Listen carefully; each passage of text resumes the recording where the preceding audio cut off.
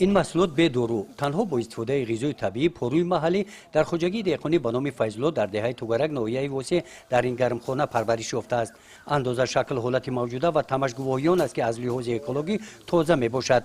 نیالهای سبز و پر از حاصل دیدن این منظره نه تنها برای این دهقانان که اینجا مهنت کردند بلکه برای هر یک بیننده خوش می آید.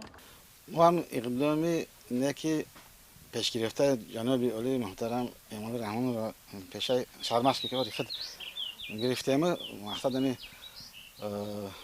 محصولات های تر تازه همی پمیدور بادرین قلنفری بلغاری مهنت کرده من بعد دسترسی مردم گردوندیم با نرخ مقصد دسترس. با وجود سرحاصلی دهقانان گفتند که حاصل اول محصولات گرمخانه را هفته پیش جمع‌آوری نمودند. این حاصل دوم است. نظر به حاصل اول این نوبت قلنفروی بلغاری این غذای سالم بیشتر است. مدت 2 ماه باز هر پگاهی بازار ناحیه را با قسمت با این محصولات همین خوجگی تامین می‌نماید. میرداشای سابق رئیس ولایت کلاب همین قشلاق ما را در هم مجلس‌های حکومتی و مقصد گم میزن میگم که قشلاق صلاح‌آباد هست در ناحیه واسه 3-4 حاصل میگن در اچسکای نزدیک حولگی.